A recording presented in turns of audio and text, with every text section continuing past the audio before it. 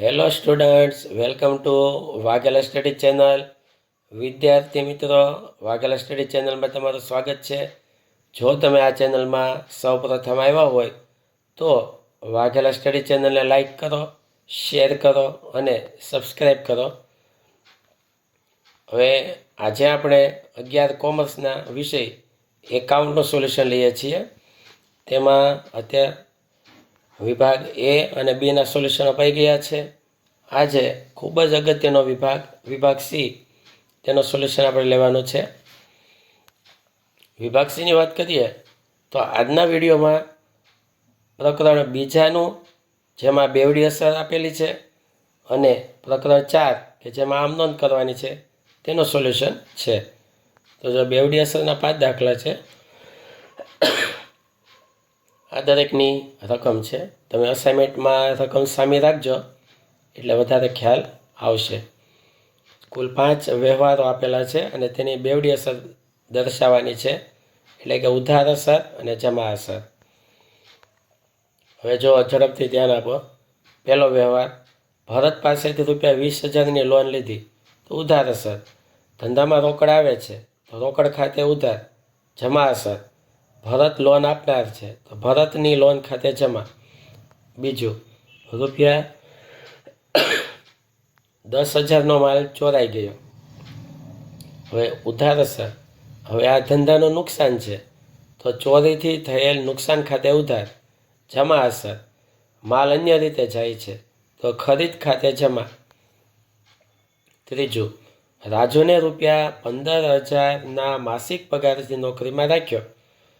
તો રાજુને હજી નોકરીમાં રાખ્યો છે, કોઈ પૈસાની લેતી દેતી થતી નથી, તો આ બિન આર્થિક વ્યવહાર થશે. પ્રશ્ન 2, નર્મદા નિગમના ₹3,000ના બોન્ડ ચેકથી ખરીદ્યા. ઉધાર અસર. હવે હું કારણ નહીં સમજાવું, એટલે કે લખશું નહીં આપણે. નર્મદા નિગમના બોન્ડ ખાતે ઉધાર, કેમ કે રોકાણ છે, રોકાણ ઉધાર હોય. જમા અસર, હવે ચેકથી ખરીદ્યા એટલે બેંક સિલક ઘટે છે તો બેંક ખાતે જમા. પુત્રનું જીવન વીમા પ્રીમિયમ ₹5,000 ચેકથી ભર્યો. હવે પુત્રનું જીવન વીમા પ્રીમિયમ ભરીએ તેને ઉપાડ કહેવાય, તેથી ઉધાર અસર. તો ઉપાડ ખાતે ઉધાર. જમા અસર, બેંક ખાતે જમા, કેમ કે ચેકથી ચૂકવ્યું એટલે બેંક સિલક ઘટે છે. ત્રીજું, ઓફિસ ખર્ચ ચૂકવવા બેંકમાંથી ₹15,000 રોકડા ઉપાડ્યા.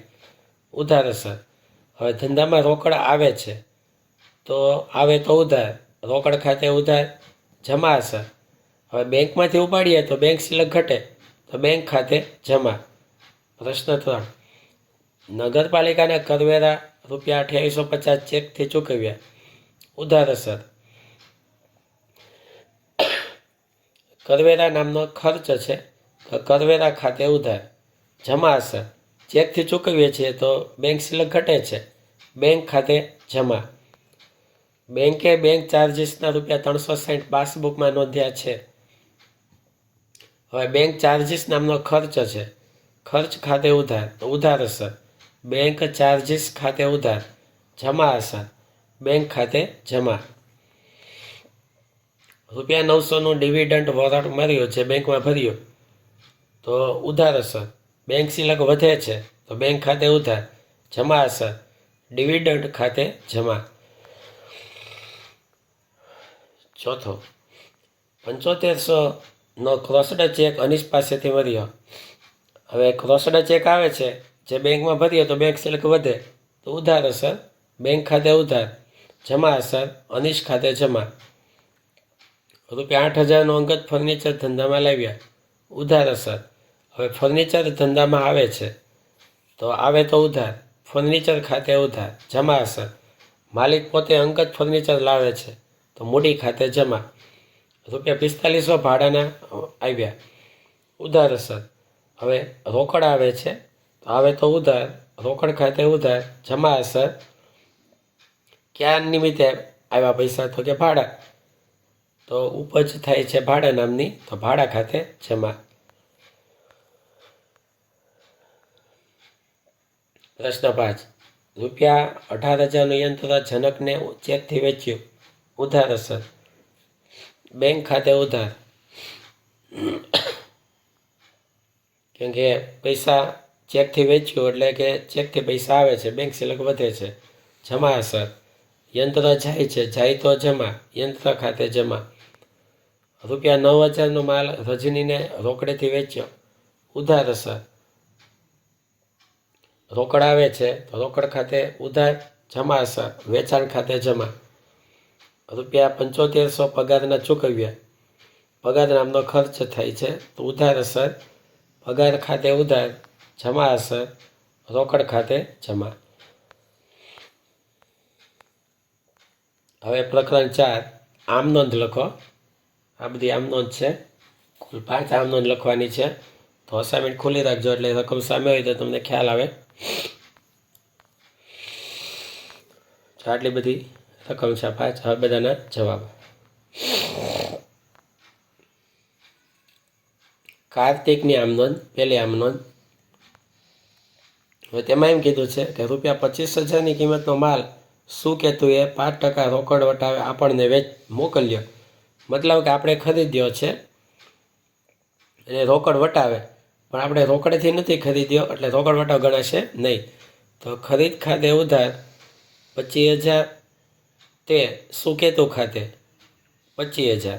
બાબતે સુકેતુ પાસેથી શાક પર માલ ખરીદ્યો તેના. બીજું,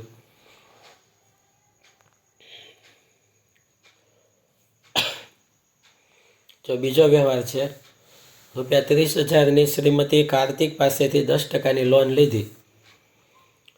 તો રોકડ આવે છે તો રોકડ કે બેંક ખાતે ઉધાર 30,000 અને તે 10%ની શ્રીમતી કાર્તિકની લોન ખાતે 30,000.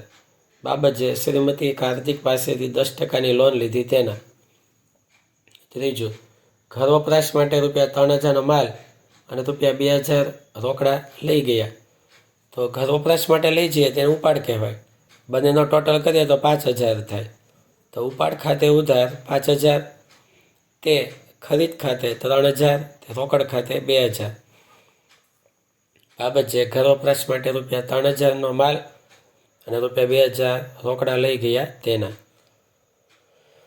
તો આ રીતે બધી બાબત છે લખાય. કુલ સરવાળો 60,000. હવે હું બાબત છે નહીં લખું, ધ્યાન આપજો.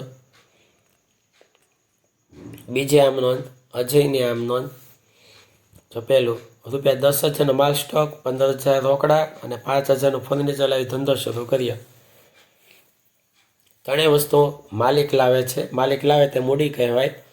તો માલ સ્ટોક ખાતે ઉધાર, રોકડ ખાતે ઉધાર, ફર્નિચર ખાતે ઉધાર, તે મૂડી ખાતે 10,000, 15,000, 5,000, ટોટલ 30,000. બીજું, લતેશને ₹5,000 ઉછીના 10% વ્યાજે આપ્યા. તો ઉછીના અને ટકા લખીએ એટલે એ લોન આપી કહેવાય. આ ધીરેલી લોન કહેવાય. તો આપેલી લોન હોય ધીરેલી તે ઉધાર હોય. તો 10%ની લતેશની લોન ખાતે ઉધાર 5,000, તે રોકડ ખાતે 5,000.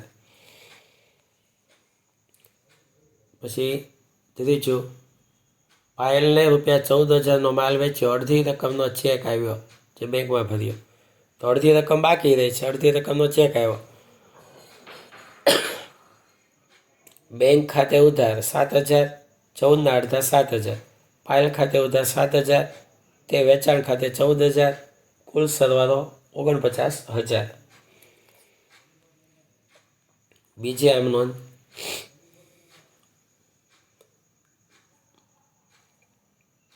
ત્રીજી બિનલની આમ નોંધ.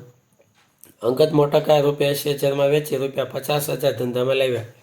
તો ધંધામાં તો ₹50,000 જ આવે છે. તો રોકડ ખાતે ઉધાર 50,000 અને માલિક લાવે છે તે મૂડી ખાતે 50,000. બાબત જેમાં જે વ્યવહાર હોય તે ટૂંકમાં લખી લેવાનો. બીજું, કનકને ધીરેલી લોન પર ₹200 વ્યાજ આવ્યું. હવે રોકડા ₹200 આવે છે, આવે તો ઉધાર. તો રોકડ ખાતે ઉધાર 200, તે વ્યાજના આવે છે તો તે મરેલ વ્યાજ ખાતે 200. ત્રીજું,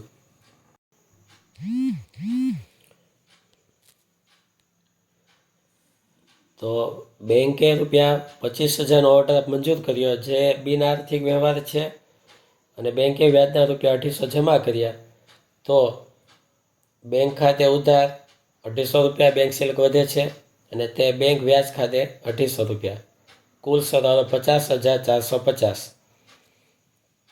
હવે ચોથી આમ નોંધ, તેમાં પેલું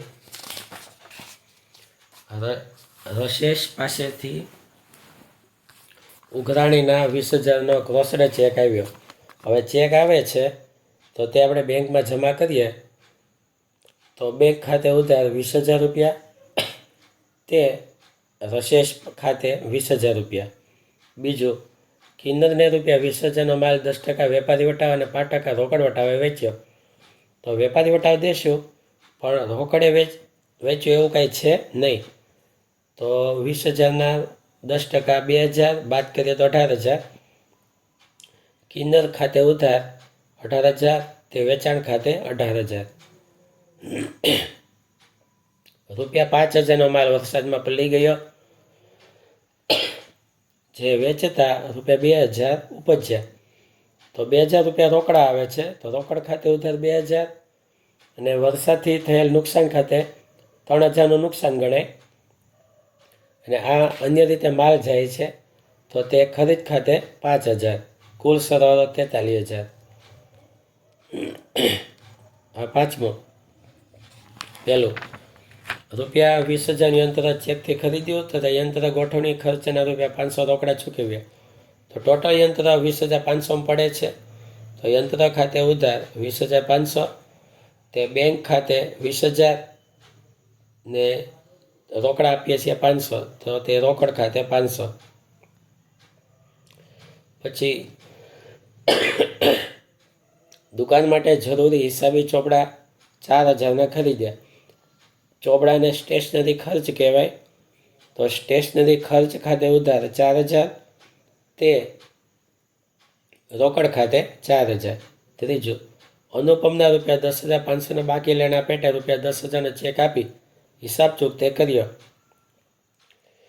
તો અનુપમ લાભ લેનાર છે, લેનાર ખાતે ઉધાર.